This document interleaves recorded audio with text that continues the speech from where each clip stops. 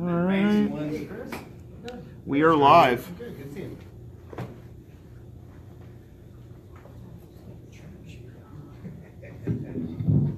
For those of you tuning in on Facebook, because for one reason or another you're not here with us, we'll be getting started momentarily.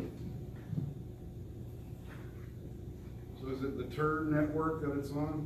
It is on Triangle Urban Republican Network. That is our page.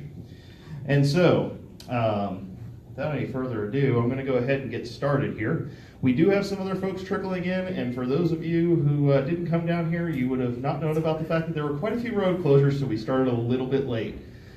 All right, well, welcome to the Triangle Urban Republican Network, or TURN, Church, State, and the Republican Party Forum.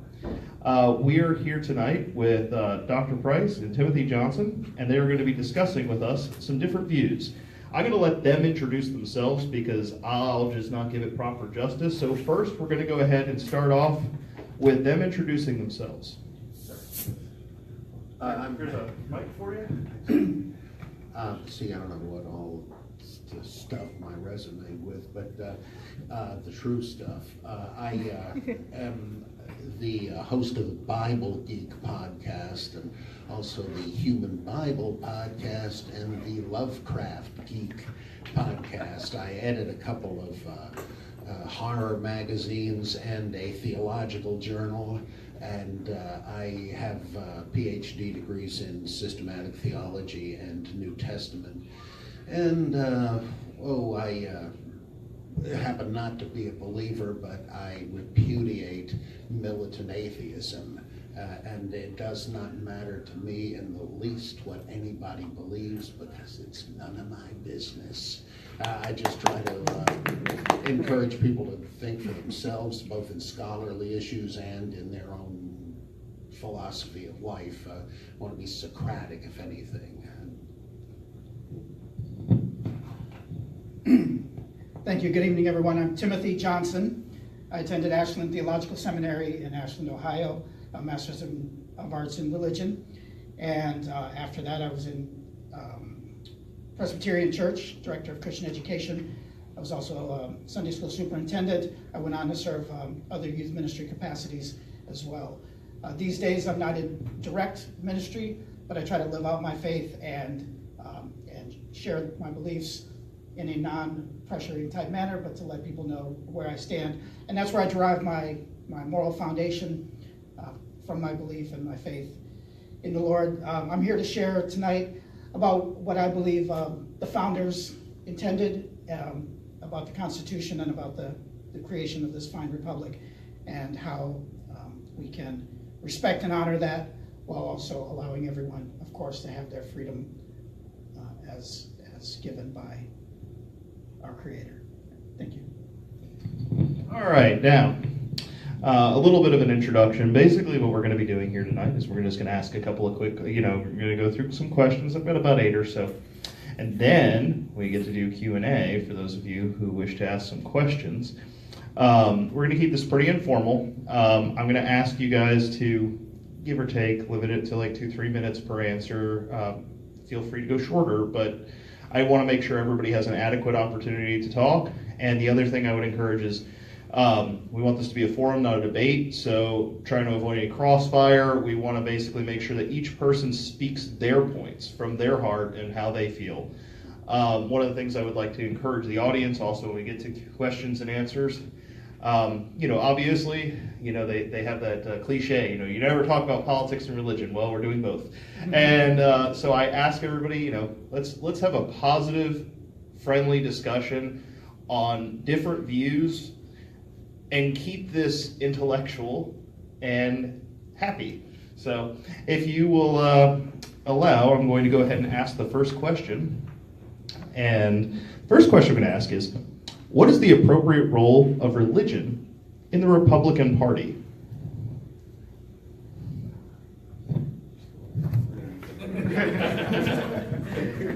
Diving right in. Wow. All right. How about that warm up?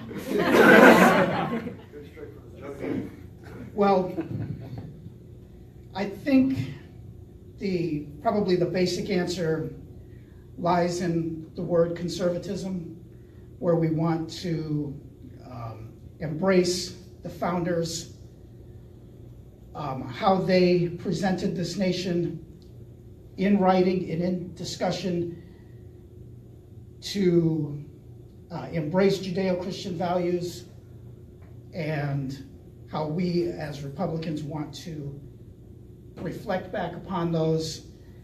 They're already interwoven into the fabric of our nation's laws, our nation's structure. They're even inscribed on our historical monuments in Washington, D.C. The Ten Commandments are even on the floor of the National Repository. So it is intrinsic upon this nation, those Judeo-Christian values. So I think the Republican Party, the conservative movement, so to speak, wants to retain the beauty and the scope of the Founding Fathers' intent and religion in that premise within our nation. Advancing it into the laws, I think maybe some radicals, for lack of a better word, may have taken that to some extremes, but I think at the heart of the Republican Party, that's the message. Very good. Yeah, I think that Republicanism should and does embrace the notion of freedom of religion, toleration, let 100 flowers bloom, though it wasn't a Republican who originally said that. But I think it was Obama's favorite philosopher, Mao Zedong, but it's true anyway. And yet you have to recognize the cultural heritage of the country. My friend, the late Paul Kurtz, was the head of the Council for Secular Humanism. His wife was French. I assume she was an atheist like him. I never met her. But he would go to France once a year or so with her, and he'd go to the Catholic Church. He didn't beat the drum that they should get rid of any public display of religion. He recognized it was part of the culture. And I tend to think that you have a balancing act between theocracy and secularism. Theocracy being, I guess, like Puritan Massachusetts, where the religious leaders make the civil law. Then you're in trouble. That shouldn't happen. But on the other hand, you have the idea of a kind of a bulldozing, scorched earth policy that you see the left promoting today, where you can't have any public display of religion. They come mighty close to saying tolerating religion is establishing religion, and they just failed. It's so ironic. They're all in favor of multiculturalism, which I've always loved, even when I was a fundamentalist Baptist. I just thought that was great. But then when it comes to religion, which is so integral to American culture, let's get it out of here. It's just, do you appreciate culture or not? Because culture has many aspects to it, and religion is inevitably one of them. One little distinction I think is helpful to keep in mind. Some churches have confessions of faith. Others have creeds, and they're not the same thing. A creed stipulates what you must believe or you're going to be damned, literally. The old ones say that. Whereas a confession says, we've talked it out, and here's what we Baptists or Presbyterians do believe. Well, when you have, which one of those is evident on our money where it says, in God we trust? Is that a creed? If you're an American, you must believe in God? I don't think so. I think it's a confession, because most Americans do believe and trust in God and so forth. It doesn't, I'm not told to sign on the dotted line to it, but there's no reason to say that those who like the vice president are talking to God and sensing his will, shouldn't do that. I'm going to move to another question, but if you want to use some of your next time to respond to that, that's fine. The other thing I would go ahead and I would like to point out is two quick little factoids. First of all, Dr. Price over here is a board member of the Republican Atheists, which is a thing, and you should look them up on Facebook. And this is one of the first times, if not the first time, that someone from that group has ever been hosted at a GOP headquarters of any kind. And I would like to say that while this is not a GOP event, it is not, they were kind enough to allow us to use the space and welcome us in here, and I want to make that clear. Mr. Johnson here actually filled in because we had, as some of you had probably seen the event early, was Reverend Creech was going to be here. For reasons that we do not know, he was he withdrew from the event, but he was kind enough to step in here and give that second perspective. And I just want to thank both of them for being here very, very wholeheartedly. And I was going to do that in the introduction, and I was just sitting here thinking about that. Now I'm going to ask another question. You can feel free to tag along to the other response there, but and I think it'll dovetail well. Do you believe that the way religious issues are handled in the Republican Party are inclusive, exclusionary, or neither? Repeat it, please. Yeah. Do you believe that the way that religious issues are handled in the Republican Party are inclusive, exclusionary, or neither? Okay. Well, interesting. I think that we have had a tendency to be a little bit exclusionary in many regards. I do also believe that on the individual level and even on the local level and perhaps even on the national level, we welcome all faiths. We welcome people of no faith. We welcome any and all, I believe, in the Republican Party. And that's partly what I wanted to speak of, and not to get into confrontation mode, please don't hear it that way. But I wanted to add to what you were saying because when you said the left, that stirred up some. So how can I say this? Those who choose to remove national monuments or try to erase any reference to God from, I wouldn't classify that completely as the left. So I want to make known that I, even as a conservative, even as a Republican, am an open person. I do believe that if we continue on this path of confrontational demagoguery, is that a thing, Professor? Okay. Then, we won't be able to move any further and advance our party's causes. And one thing that I do think that the Republican Party needs to embrace more of is the rest of the story, to use Paul Harvey's words.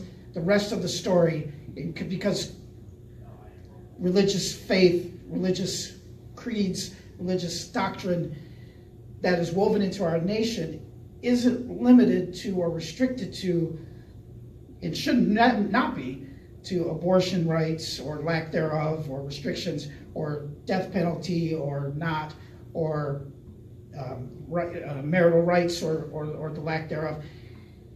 Our religion, our faith extends deeper than that. Jimmy Carter advanced the notion of how the Judeo-Christian morals, how they factor into our country in social outreach, to have a welfare system, to have systems in place to care for those in need, the so-called widows and orphans from the New Testament. Those are, and the extension of the love and acceptance of Christ, those are necessary Republican values as well. So I did want to make that additional note. Absolutely. Thank you. I think the poster boy for inclusivism in the Republican Party is the late Jerry Falwell, believe it or not, because he's often dismissed as just a bigot, and I have my problems with him too. But remember when the moral majority started in 1980, some extreme fundamentalists denounced Falwell because he said, hey, why can't we have a coalition of Jews, Christians, Muslims, Mormons, whatever, on the issues we agree with and work in common for that?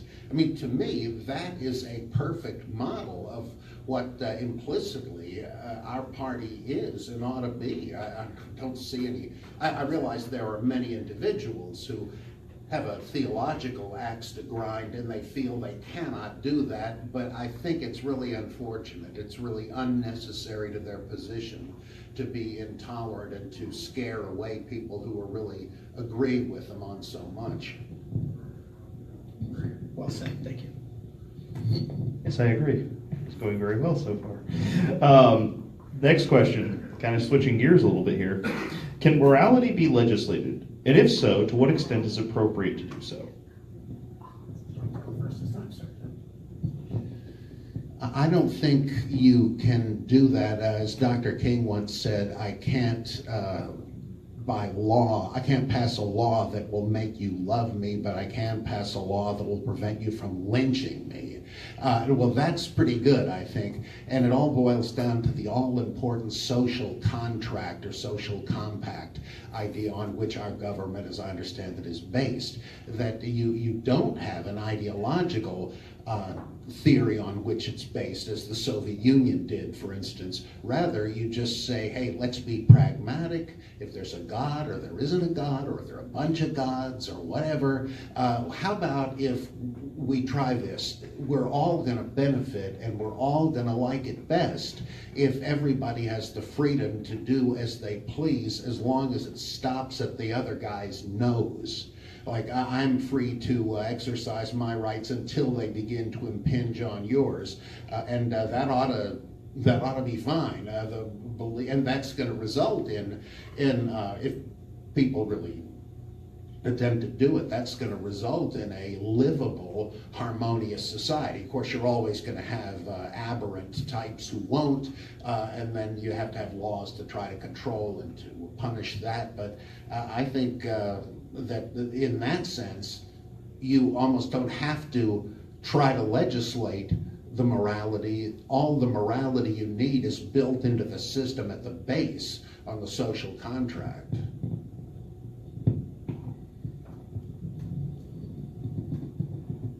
The founders said that we are endowed by our Creator with certain unalienable rights: life, liberty, and the pursuit of happiness. Our system of laws, my undergraduate degree, by the way, is in criminal justice. I just wanted to say that. I'm not speaking of a foundation of nothing. Oh, that's great stuff.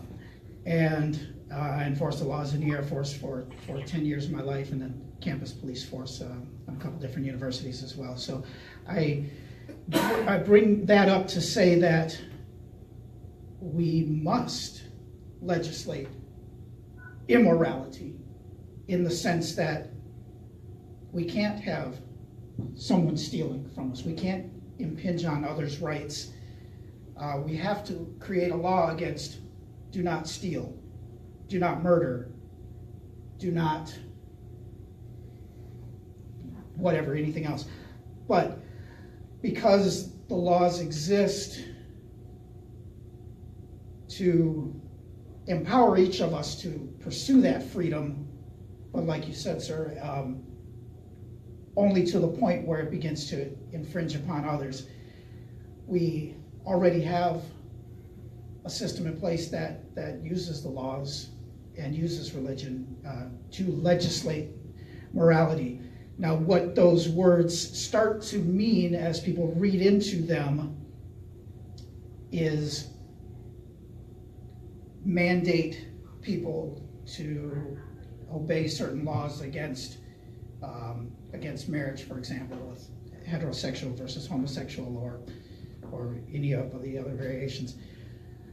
Also, they tend to bring up homosexuality, and those are what they mean, from my experience, as legislating morality.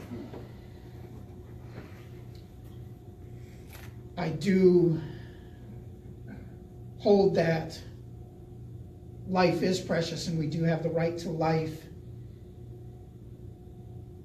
you get into a tricky scenario. I'm not by any means am I a biologist or anything, so I can't 100% say, when, and I'm not Lord God Almighty, so I can't say 100% when life begins, but I can say that when I believe that life begins, and then we get to the point of saying, when should it be okay to terminate that life? For Hitler, he wanted to terminate up to a year post-birth as abortion. So we have some interesting laws that are lines that we need to draw, which may necessitates legislative morality in that regard. But that was just one example. Very good. And so lots of different questions, and I see some people out in the audience that are already brewing up some questions. Don't worry, you will have your chance. This is really fun. I hope everybody else is having a good time, and we've had a lot more people come in after we got started because I know the traffic was insane. So, all right, we're going to go on to our next question. Is the Republican Party the Christian party, or does it simply tend to attract more Christians? Either one of you, it doesn't matter. Take it if you don't want to. I think it's not the Christian party, though even if there are statements about God, such as the Democratic Party omitted at a recent convention, even if there are references to God in the Republican Party, again, I take that as a confession of faith by the majority rather than a creed stipulating what you must believe. And everybody knows not every member of any political party is going to agree with every plank in the platform anyway. But I think it's no accident that vocal Christians tend to be attracted to Republicanism because they hold the same sort of traditional values that Republicanism adheres to. There are, of course, a whole lot of people, even evangelicals, who are politically liberal. And I've had a real good friend up in New Jersey who was as conservative as the day is long, and yet he attended an anarchist discussion group. He was way off to the left. Yeah, that can happen, but it seems to me that traditional Christians find a home more naturally in the Republican Party, and not because the Republican Party is a church, but rather because the values tend to be more traditional and conservative.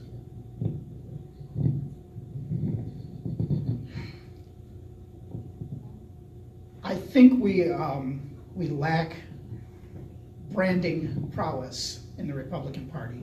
I've said this before openly.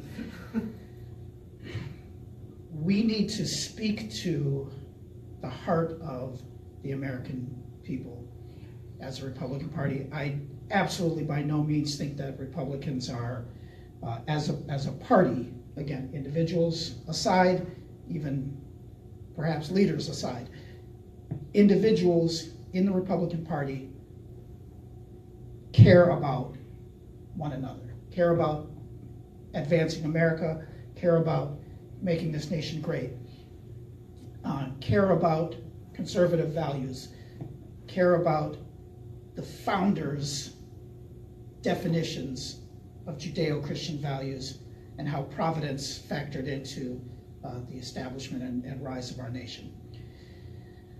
That being said, does name only define a party or a person, or labels? Do labels define a party, or does action? Again, I said a second ago that embracing the poor and the meek and the lonely and the widowed and the orphans, I distinctly remember Jesus Christ doing all those things I just do. And so, I mean, not from personal experience. Maybe this forum's about to get really interesting. All right. But throughout the Bible, throughout the New Testament, we've seen Jesus Christ reach out to those who are hurting, and he didn't reach out and slam anyone. He didn't put out too many lines against, except for against those who were using religion to bash one another and to hold people down. I don't think the Republican Party is using Christianity to hold people down or to limit people's rights. I think that's the common perception out there, but I don't think that's the case. I think if we look at the true essence, and again, that's where I bring in branding, if we would really share the true message of what we're hoping to do, but while also embracing the social contract and also embracing how we can reach out and care for people in compassionate conservatism, how that does define the Republican Party in that respect. But I do think that perhaps the Democrats are leading the way in directly and vocally showing how they want to care for individuals in that regard. Thank you. We're going to get back into the planned questions in just a minute, but I've decided that there's a question that needs to get asked. And do this in sort of a short form, like 30 seconds or less. No, there's a reason, because this is kind of like, I wanted to establish this. 30 seconds or less, why are you a Republican? May I? I'm a Republican because I firmly believe and I love the Constitution of this United States. And I think that as we need to conserve and preserve those values, and if we don't, it'll be this nation's demise. I also believe in economic prosperity. I believe in conservative fiscal responsibility, limited control of, or limited size of government, and low taxes. I like to keep as much of my money as possible. So those are the broad strokes for me. Yeah, I would agree with all of that. I'm big on patriotism, capitalism, etc. It's a little different than it used to be, even in my memory, that before recent years, I thought Democrats and Republicans probably really want the same things ultimately, but simply differ on the proper means, the most effective means to attain them.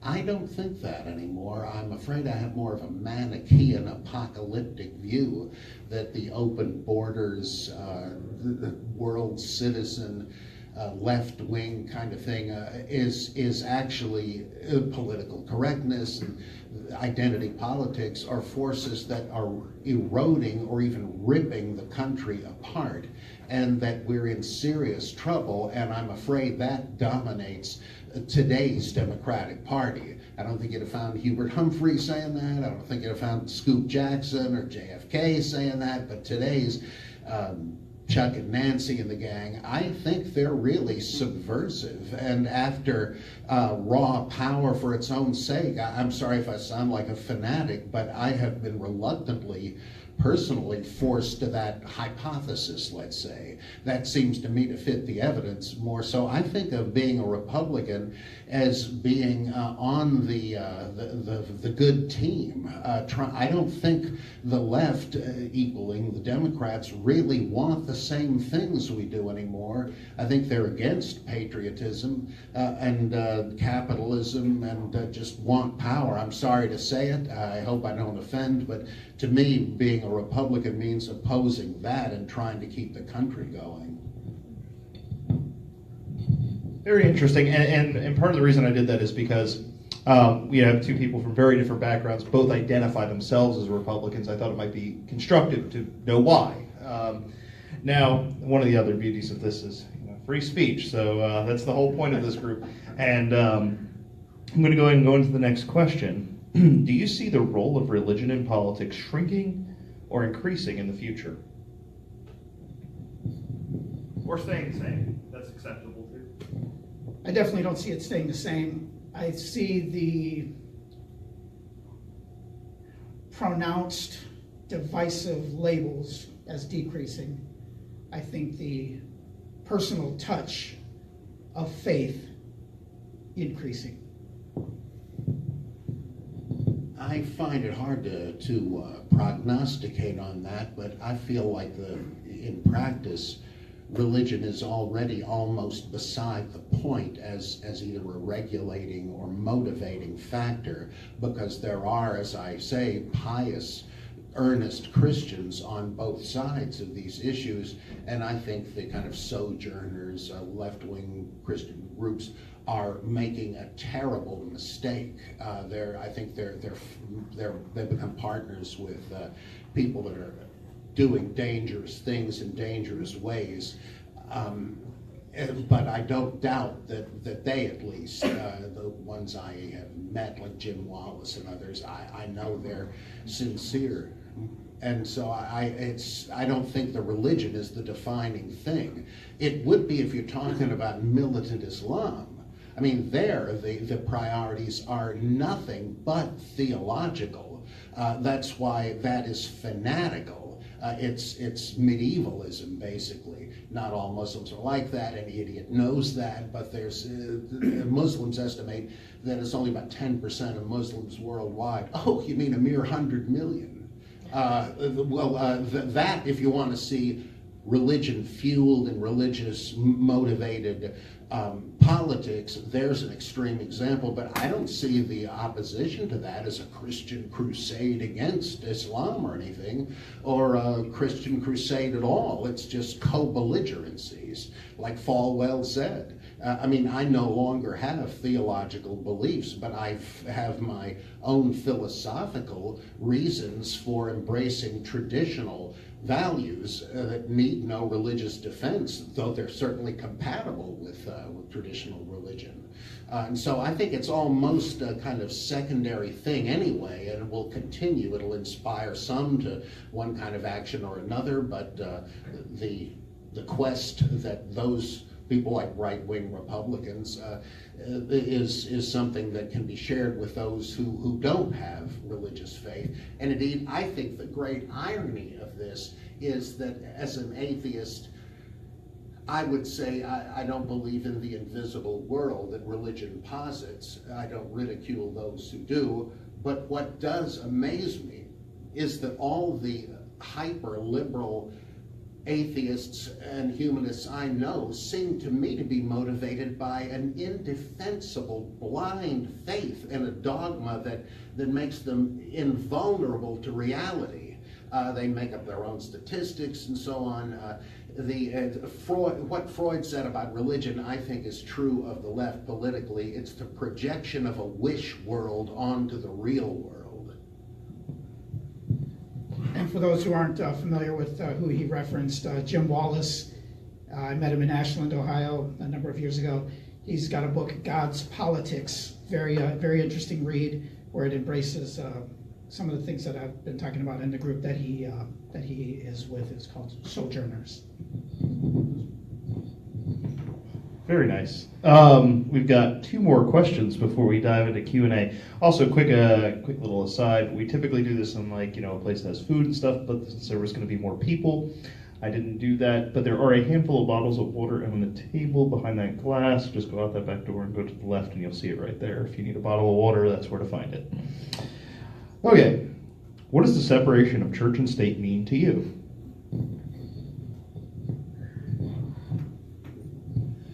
Simply that there is no theocracy, that I would oppose fundamentalists getting the power to say, all right, creationism is now going to be taught in biology classes. No, I don't think you can do that. You have to leave it to the scientific consensus to decide such things. You can't, that's implicitly like Lysenko's communist biology of the Soviet Union. His theory about evolution was more compatible with socialism and collectivism, so they applied it, and it resulted in horrible famines that killed zillions of people.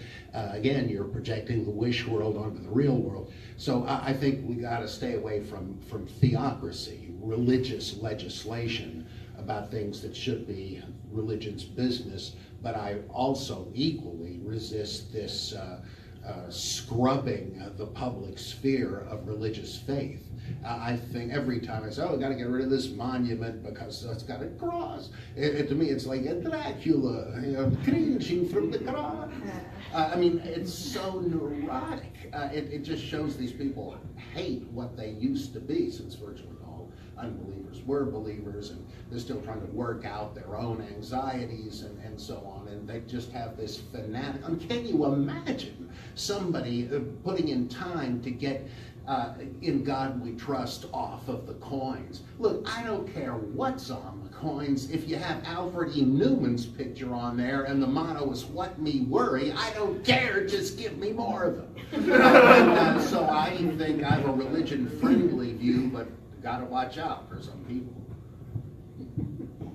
I am in the financial services world, so we can talk later if you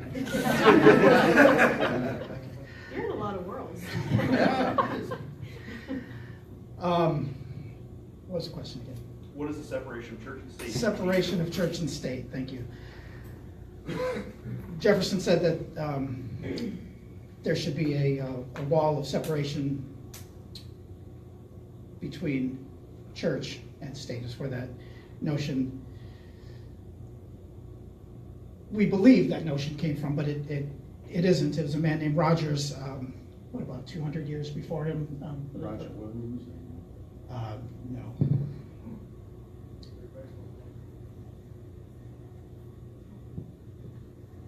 Forgive me, as I don't want to give out any false statistics. I'd rather that I will say this. Okay. I will give an applause to the fact that somebody would rather look something up than say something off the cuff and be incorrect. That is me personally. I appreciate that.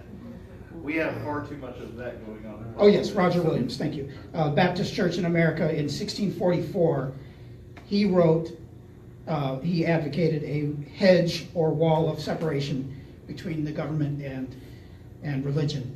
So several hundred years before Jefferson, but it's still, in my sincere belief and study, there is, nor should there be, a freedom from religion. Now you hear that, I don't mean to be contrite or anything using that phrase, but we do have a freedom of religion, not a freedom from religion. So I think that we should definitely have things where the government stays out of religious things, and religion should stay out of some government things. But again, like I said, the essence of morality, including from our founders, they talk about this notion called first principles. The first principle of morality they advocate is God Almighty. And so deriving the morals which laid the foundation for the structure and the laws is necessary. Other than that, this is Tim Johnson talking, who gets married to whom? Okay, maybe there should be some limits, but I could care less personally, but the government does need to regulate these things. Maybe they don't need to, I don't know why. There's a money thing again. Licenses and fees and et cetera, but the religious institutions can and should determine what defines holy matrimony, for example. There is a distinction, and maybe that's what I see as the difference between church and state, and where there should be a separation. I don't think that, like you said, sir, that there should be an eradication or elimination of anything referencing God.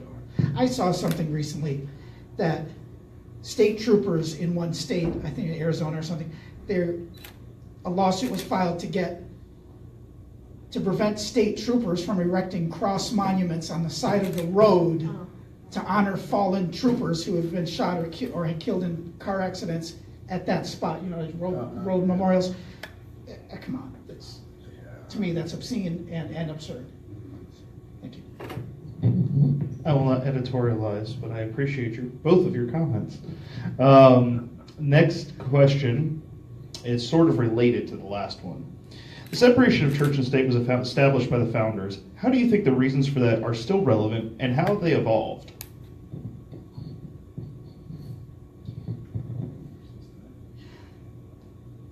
again, I think I've expressed how I feel about the founders and what they used as their justifications.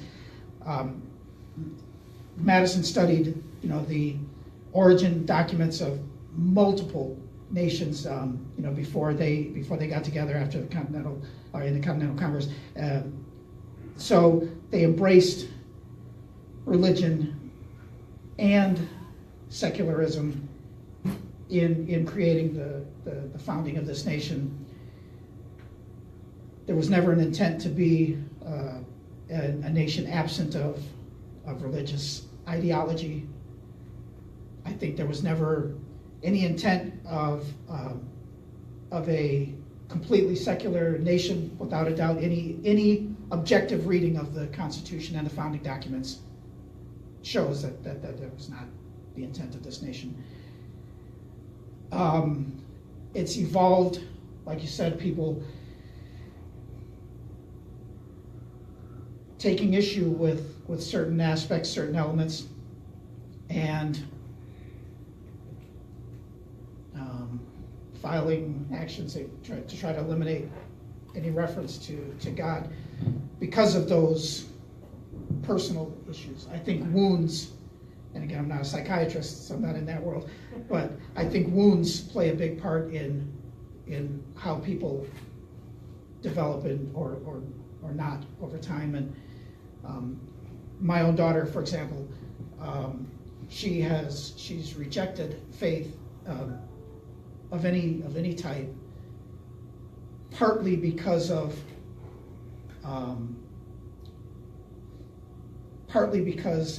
several biblical passages referencing human sexuality and the restrictions against such.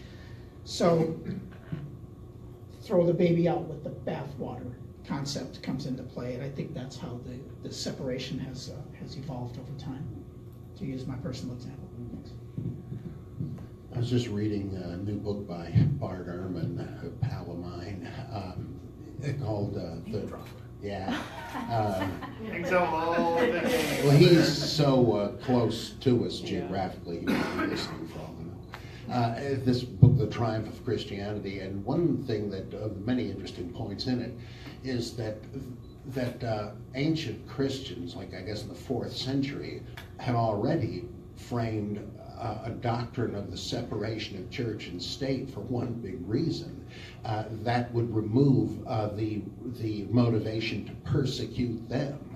They're trying to say, like, why don't you just let us and everybody else alone? And when the Edict of Toleration, Constantine and this other guy, came about, that was the idea already. And then again, hundreds of years later, with the Anabaptists, the Mennonites, the Amish, all these guys in Europe who broke with any kind of state church, it was for the same reason. They were getting persecuted. There were unbelievable butcheries and wars against, like the Calvinists against the Unitarians, and horrible. And so they saw the utility of it. It's not just self-serving. I mean, it is, but legitimately. And they said, look, you can't be born a Christian. You've got to, as Billy Graham once said, God has no grandsons. Like, you got to decide one way or the other. And so the idea of separation of church and state became popular among the Anabaptists and their successors, the Baptists. And Roger Williams had his own struggle, because in Puritan Massachusetts they were publicly whipping those fierce Quakers and those dangerous Baptists, and they said, look, we're getting the heck out of here because there is no freedom of religion. So persecution clarifies the issues real fast, and it has again and again. And it's amazing how people lapse back into that. And every time I hear so progressive people polemicizing against circumcision, my first thought is, leave the Jews alone. I mean, don't you see where this is headed? I don't know if there are medical benefits or harm done. I can't imagine it's too much, but leave the Jews alone. Like, why are you even talking about this unless you're talking about outlawing this and then you're Hitler? You can't get rid of the central thing in Judaism. And so you have to keep an eye out for when persecution may come about. And if you're an atheist, a humanist, a secularist, you know darn well if the wrong people got into power, you'd be the next target. You have to have this. And so I think it's again and again appeared when people realize the dangers of not having it because they're getting killed over it. That's a valid point, and Jesus did say, "Render unto Caesar what is Caesar's." But Constantine and others did declare themselves the head of the church and government. So there have been many examples, like you said, where there is the illusion of separation of church and state, but in fact, those who have espoused it have been dictatorial and have been declaring themselves ruler of both. Well, that's not to say I might not think of another question, but right now, I'm imagining there's some questions out there, and I want to give an opportunity for people to ask it. You were the first person to raise your hand. And I'm going to, when you say it, I'm going to probably repeat it just so the people in the video can hear it. So this question is for Tim Johnson. The question is, to the extent that law is about ethics, preventing harm, like you mentioned, murder and stealing, so preventing the violation of someone's rights, why appeal to a specific religion to justify it when pretty much all religions proscribe that activity, plus secular ethics say it's wrong? So, you know, if you say we have to use the Bible to justify it, what about all the other religions that have the same beliefs that those are wrong, and all the secular ethics that say that's wrong? So essentially your question is, why appeal to Christianity to develop ethics and laws versus any other faith? Or no faith. Okay. Great, thank you. Great question. Tough question to start off with. But I will say that, again, pointing back to the founders, they established it with their Judeo-Christian understanding of God and God's economy. And so that's why I'll point to that one. However, with what you said about other religions, many other religions, not a lot, contrary to popular belief, not a lot of religions have that same moral baseline. So some, you know, we say the major religions, and I'm not saying any are lesser, I'm just saying by population, do have many elements of those moral virtues.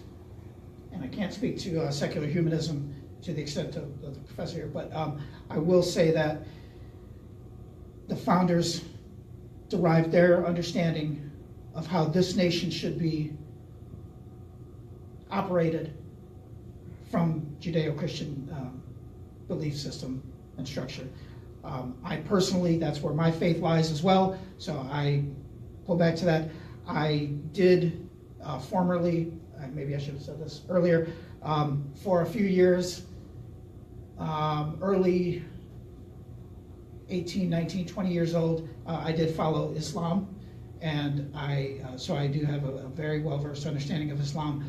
And while there are several precepts of that moral fabric in Islam, there are many elements that are not there. And if we operate under a theocracy, even of a pluralistic theocratic model, it would be disastrous because many are contradictory to one another. So I think the founders were wise in establishing one that is not domineering. What was the word used earlier? That's good. Okay. Domineering against its citizenry in the Judeo-Christian faith. So that's why I believe that. Would you like to respond to that question? Just to add one other ingredient in the stew, it seems to me a whole lot of the founding fathers' thinking on politics and governance comes from Greco-Roman philosophy and civics, because there are a number of, like, you don't get democratic principles from the Bible, it seems to me. It would be very surprising if you did, given when it was written. And the social status of early Christians, they were in no position to even discuss such things. They thought Christ was coming back and the millennial kingdom would be set up. They weren't making up political parties or anything, nor could they. So there's a lot of the stuff that is very important to us that just does not come up in the Bible. And so the founders found helpful stuff in classical thought and literature. So that's in the mix too. And Greco-Roman culture was not absent of divine guidance or providence. Right. But I'm actually going to ask a follow-up to that. So if I'm to understand what you're saying here is that, as much as things were drawn upon from, Christian and Judeo values, they were also drawn upon from things like Greco-Roman philosophy. But so your argument is actually that they didn't just pull from Christianity, they pulled from other sources as well. So I guess what I'm going to ask to clarify is, so do you think that this is a Judeo-Christian nation, or do you think that it is a Judeo-Christian influenced nation? Well, you could say both, because there certainly is Jewish and Christian DNA in our government and our culture, especially. But it's certainly a nation of Christians as the predominant group. But that contains no implication that everybody has to be or should be Christian. I don't think people get scared of the phrase of being a Christian nation because they think there's going to be an inquisition or something. I don't see that as, it's just recognizing the statistics. I say again, let 100 flowers bloom. I just think it enriches everything to have members of all these different religions and cultures. We were going down to the corner store to get something or other, and the woman at the counter was Indian, and she had a picture of Ganesha, the elephant-headed son of Shiva, a great Republican totem, I guess. And I said, "Oh, the Ganesha," and she said, "Oh, you know our gods." Yes, I do. And I just love that, the galaxy of different worldviews. What a tragedy it would be if it were all, if any of it were stamped out, or all but my favorite got stamped out. I love the diversity of it. Anybody else have any questions? Yes. Dr. Price, this is for you. You mentioned that you consider yourself as very patriotic. So my question is, and I kind of agree with your point of view that liberals tend to, like some of the liberal viewpoints, make it less patriotic because they are like open borders and everything. So as an atheist, as a patriotic atheist, what do you think, and are you a humanist? Like, do you call yourself a humanist or not? I guess so, in the sense of attack. Okay, so yeah, let me just complete the question then. So what my question was, if you think you are a humanist, do you not think it's a better approach to not worry about American dominance in the world right now and try to spread the American values of life, liberty, pursuit of happiness, or whatever, like freedom of speech throughout the world, and let's embrace the world and let's spread out in the world instead of like trying to focus on just dominating the world? Well, I see it as the president said, you have no right to try to impose American values on other people. He said this in Saudi Arabia, and I think that's right, as opposed to George W. Bush, who had the notion that you want to spread democracy as a kind of a missionary endeavor. And I mean, I understand that was well motivated too, but I think Bush has more of a pluralistic, we're going to keep out of your business approach. But America does seem to need to be involved around the world, fortunately or unfortunately, because of all the bad guys and the bad stuff happening. And if we don't step up bad things are going to happen, as they did on Obama's watch, who wanted basically to be a kind of an isolationist. And, well, let the Ruskies have the Ukraine and Crimea. There's no skin off our nose. And let China become the huge power and start creating islands and putting military bases. Oh, wait a minute. Maybe the world will suffer more if we abdicate, because we are the great world power, and to some degree, regrettably, the world police, because nobody else can really do the job. So I think imperialism is a mistake, but we do seem to have to, we have the obligation, as Spider-Man said, with great power comes great responsibility. Nearly wore my Spider-Man tie, but I decided to. Still name dropping. It's a friend of mine. Man, Yeah, sure. so I definitely think that dominating the world is far from, should be far from, hopefully is far from any ideology that our nation ascribes to right now, or ever, I hope. I do absolutely believe that we do have a moral obligation to help nation states, people groups in need. And so reaching out as opposed to forcing our way in, I think is absolutely essential. You said that we have a moral obligation. I'm going to ask a follow-up question, and I'll get to you in just a second, Dennis. You say we have a moral obligation. Where do those morals come from? And this is for both of you. No, I say that with my faith, and I think with the founders as well, God has imposed upon us an inherent moral ethic that we need to understand, flesh out, and then live out. So I do think that is intrinsic, and I believe it comes from God Almighty. To me, the most helpful perspective on this would be the views of the ancient philosopher Epicurus, who said that pleasure is the ultimate good, though pleasure in terms of tranquility of the soul and health in the body. And he said that we ought to pursue egoism, not egotism. But the idea is that, like if we're all in a symphony orchestra, I have to worry about my own musical score and my instrument, not try to do everybody else's. I have to trust that you'll see the need to not screw up and do the best you can on your instrument. And so if everyone minds their own business and pursues their own concern, it may be better for everybody in the long run.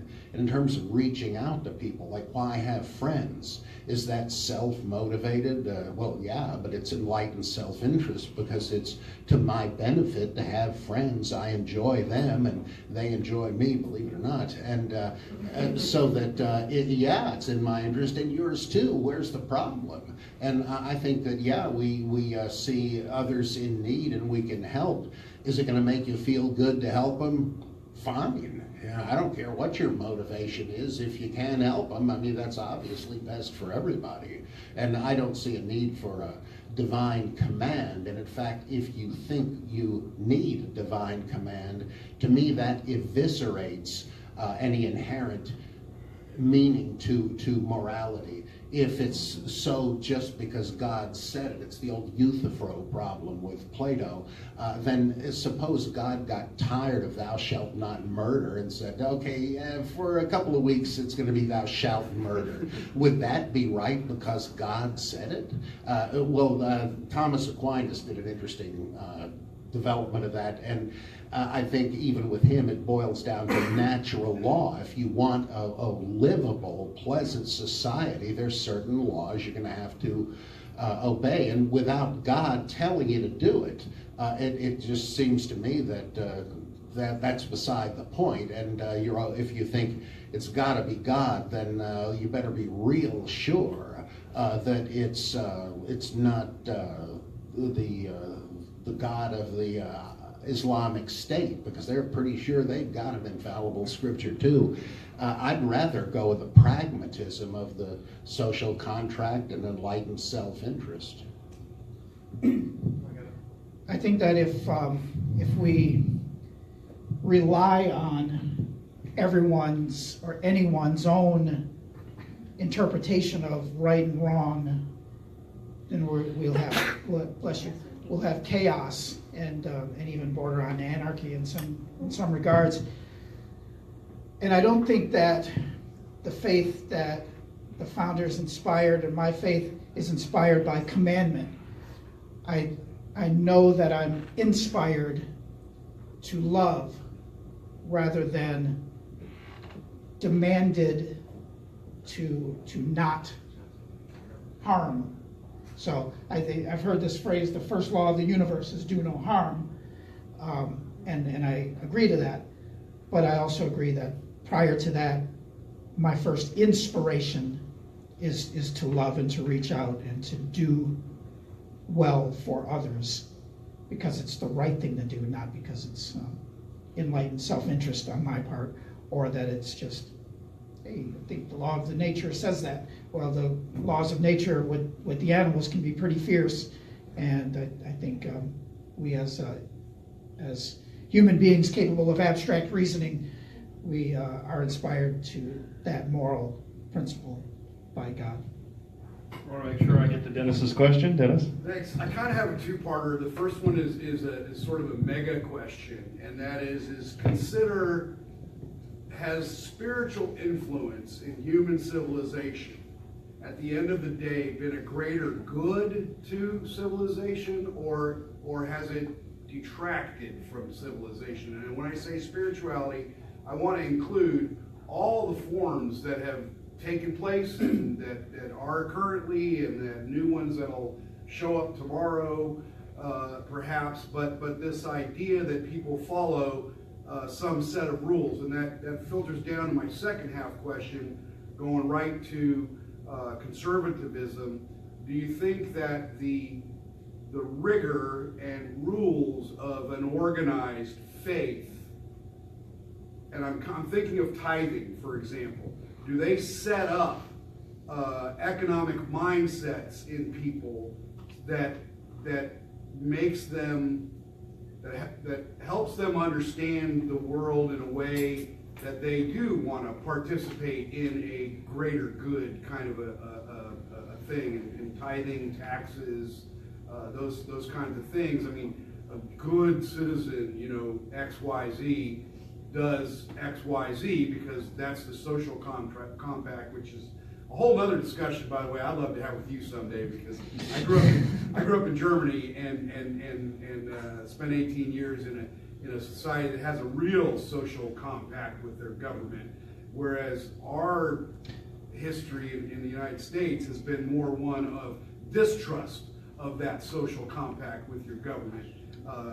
We try and keep government at bay. So sorry I answered there. Let's get them to have some time to. The mega question is, has that influence of organized sort of spirituality been a greater good to civilization, or a detraction from the development of civilization? You want to start with this one over there?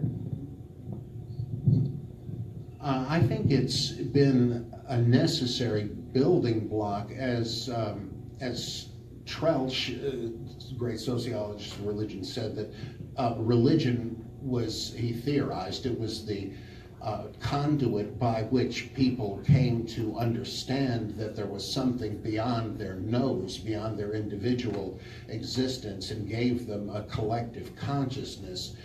Part of this was through totemism. It's very ingenious, but I find it pretty convincing.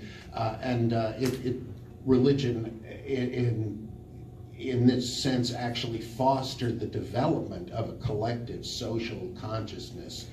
I think that what is going on in spirituality can't be separated from culture, like art and morality and all sorts of things. They're all part of an interlocking, what Peter Berger calls a sacred canopy of values.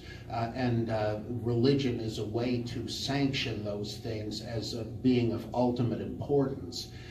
Now, it depends on what's going on in the society, because the big thing you would do in the Vedic religion in ancient India was to sacrifice animals to Indra to get victory over the next clan in battle. And there was a lot of bloodletting and bloodthirst in that. But that's because we're still evolving, and we're trying to let natural selection, the kind of natural law you're just talking about, the law of the jungle, without which no species would have survived, by the way. But now we're here, we're letting that be modified and civilized by cultural selection.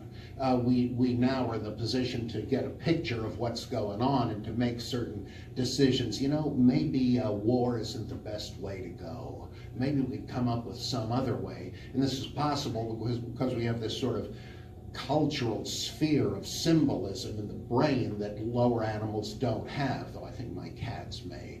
But so that is spirituality. It's part of the package. It's just one aspect of the big human brain and the world of symbols that it creates and uses to understand the world around us. And so we're always having this contest between natural selection with nature red in tooth and claw, which we certainly see in politics, and cultural selection, where we want to go above and beyond that to a higher level, and it's a tough one. I don't know who's winning, but that, I think, is when you see religion doing terrible harm.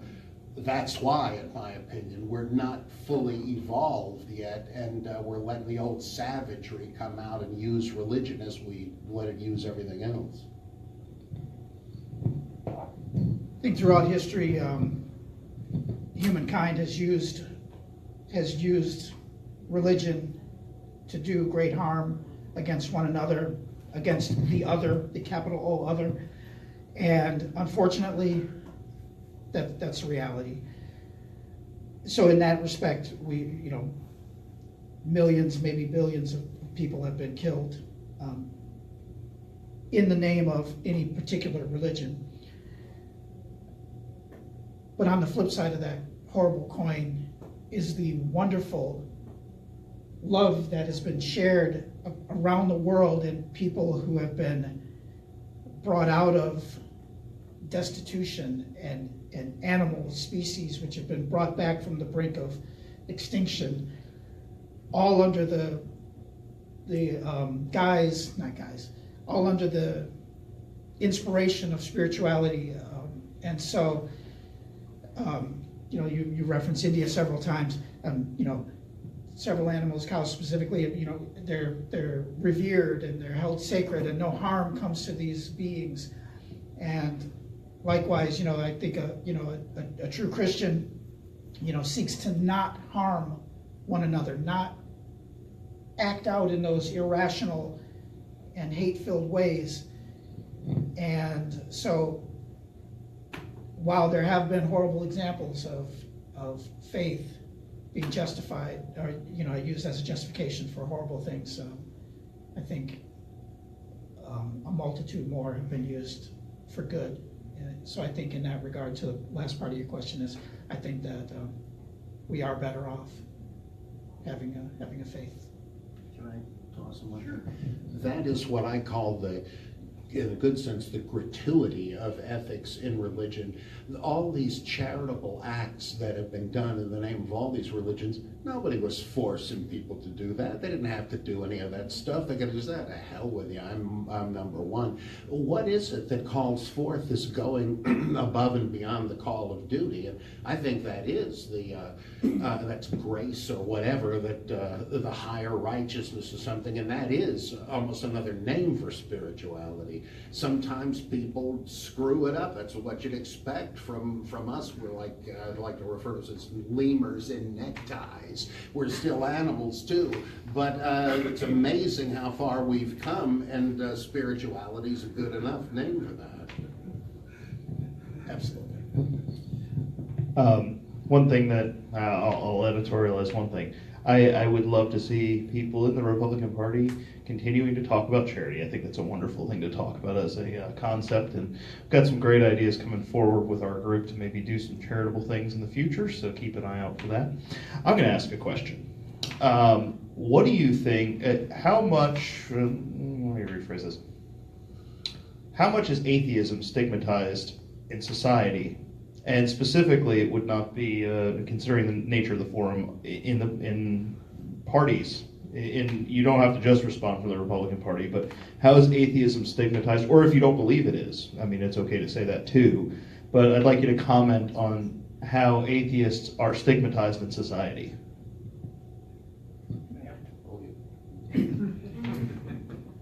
Because this is more, he feels it more directly and personal. That's why I appreciate the opportunity to speak briefly first.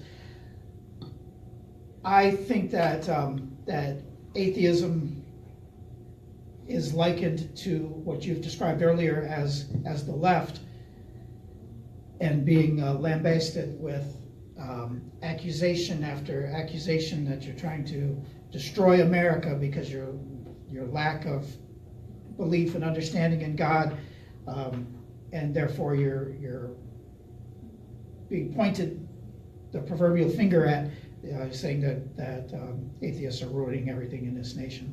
So that's my perception as an outsider looking in.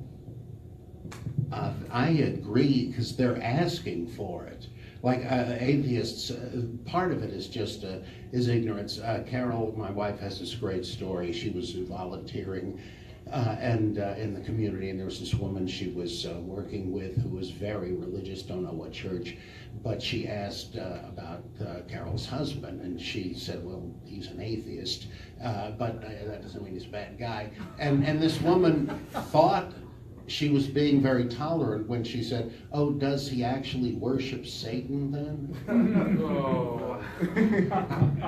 How? I live in Johnson County. I mean, the fact that that is somebody's objection to it and understanding of it, I don't know how you overcome that, but I think that a lot of my pals, whom I won't name drop, who are involved in these groups like the Revenge on Religion Foundation and the Westboro Atheists and all, they are asking for it because it's as if they sit around thinking, now how could we make ourselves even more odious and call forth more hatred from the American people? It's like a lot of childish pranks and so forth, and I think, and plus they often are advocating policies both in personal morality and politics that are slowly, maybe not, destroying the country. So to me, it's simply a philosophical choice. I don't think the idea of God is repulsive or evil. I'm sort of the loyal opposition. I just no longer find it a convincing concept. That's not the kind of thing you go on a crusade against, though. I love religion. I love studying it. I like religious people. I also love many of the excuse me, atheists and humanists I know. But when they get on the warpath, I think they're fanning the flames that are licking up around them. So I'll name drop Cedric the Entertainer said, to summarize, must you live into the stereotype? Right-o. Got a question right there. Yeah, there was someone made a passing reference to Christ's teachings in caring for the poor. Matt, you mentioned something about doing charitable works. Mm-hmm. Is there a difference between individuals in the Republican Party acting based on their faith and Republican elected officials enacting their faith? Interesting. Well said. Wait, did you want?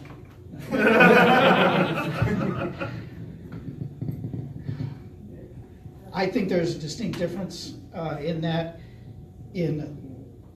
living out one's faith. You know, Jimmy Carter, for example, to draw on him again. He chose to, and I mean, he was probably the most vocal Christian in politics in my generation. And so, I mean, he still teaches Sunday school, you know, he still teaches Sunday school down in Atlanta.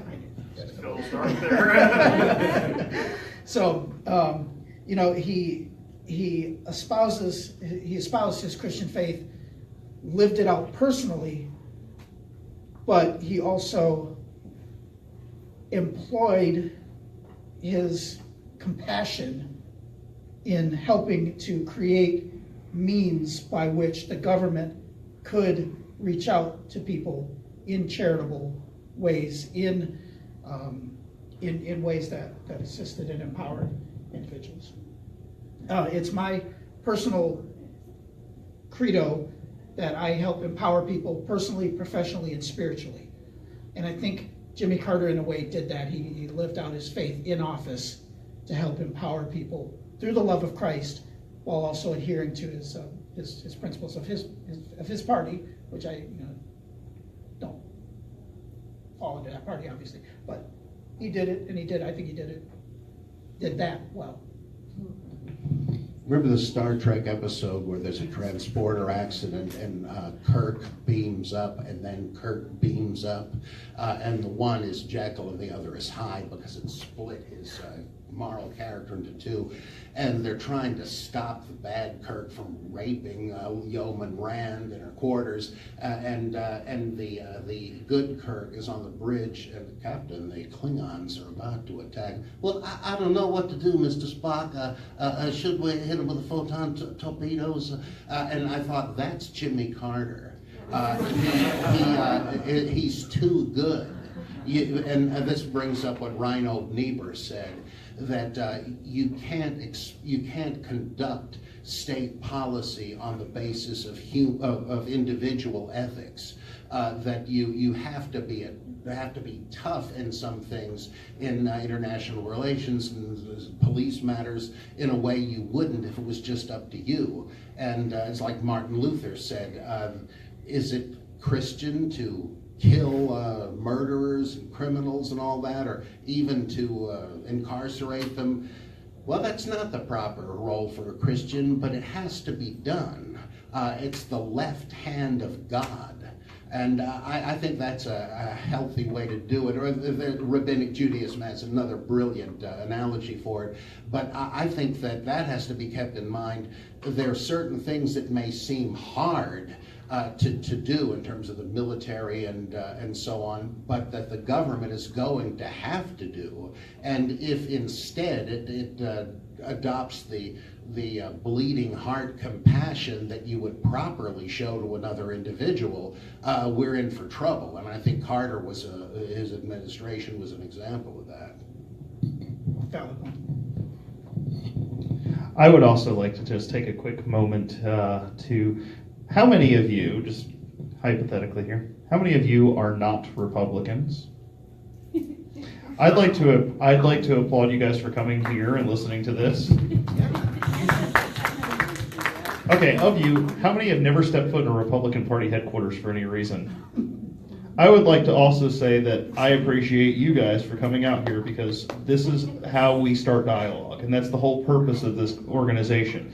You may not agree with what you hear here, but I want you to feel welcome to participate. I want you to feel welcome that you can ask questions and be a part of this.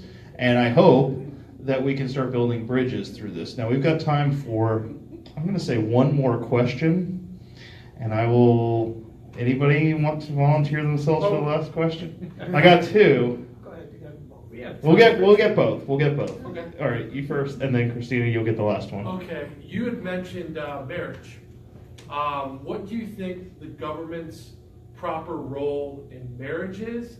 And do you think the Republican Party has a right to impose religion or morality on anybody's marriage?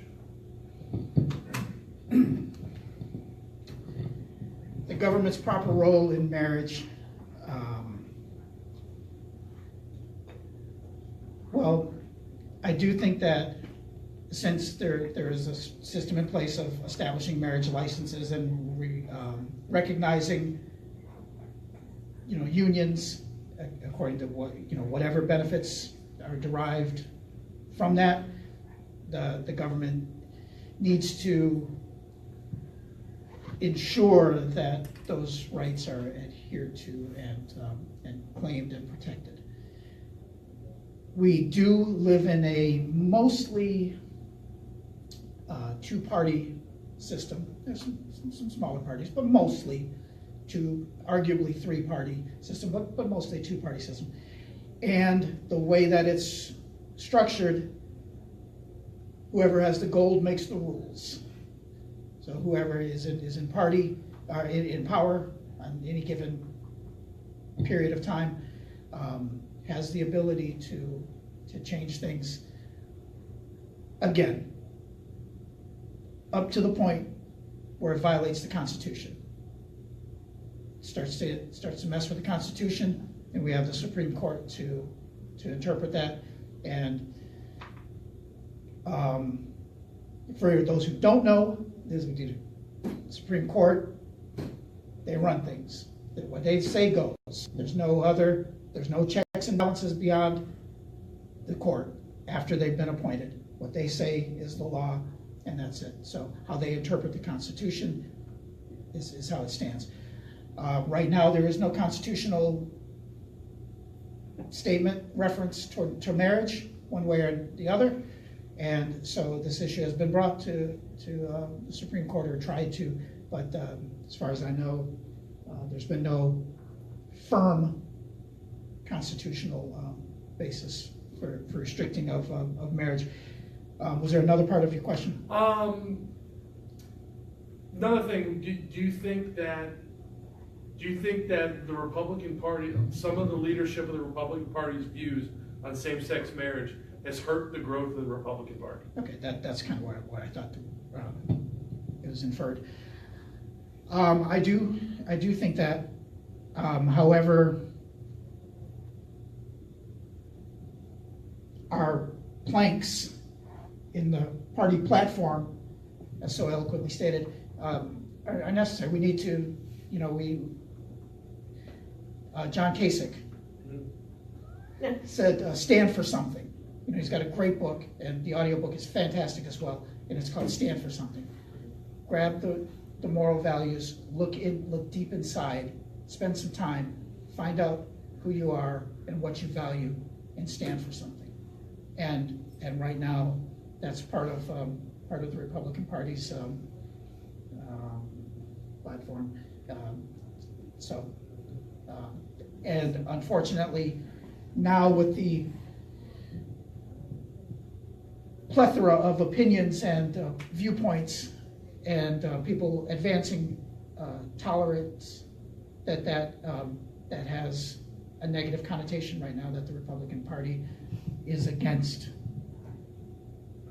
same-sex marriage, for example. So I think that in some ways, with the mass tolerance movement, that is something that's starting to, and nobody's perfect. I remember a statement Charles Krauthammer made a year or two ago, that he thought that the gay issue and gay homosexuality in general, and I think he's probably including gay marriage, that this is a generational issue, and that it won't be long before most of the mainstream Republicans just won't have a problem with it any longer. And who knows, I don't know how you would determine this, but I suspect that's right. And I think it was last Saturday night, I was watching Judge Janine, who is a fire-breathing conservative, as you probably know, and she's yucking it up with this guy who's talking about his male husband. She didn't seem to have any problem with it. Then the very next show, Greg Gutfeld, I love that guy. I'd vote for him for president. Maybe I already did, sort of like Trump. He's doing the same thing. He's talking to one of his guests and just happens to mention, well, yeah, the guy's a male, and he says, yeah, your husband and you have the same first name. That must get confusing. And it's just mentioned as if there is nothing odd about it. And to me, that reflects this change Krauthammer was talking about. And I think it might be good to take the thing out of the realm of government it's a rite of passage, marriage is, obviously, and you need some kind of ritual to facilitate it, so you have it in your mind that, yes, I was not married yesterday, but I am today, and I'm going to behave in such and such a way. It could be exclusively religious, or you could go to the justice of the peace, but maybe it would be, I tend to be libertarian on this one. I don't think it's any of my business. I had once Carol and our daughters and I had dinner with a couple of gay friends, and they had just adopted a baby from Bolivia or some such place, I forget, I think it was Bolivia, and they were about to adopt another one. You'd have thought this was Ozzie and Harriet. I mean, they weren't some kind of weirdo perverts. It was like, Ward and June Cleaver. And that has always stayed with me, that if you knew a little more about the people involved, it might not be a problem.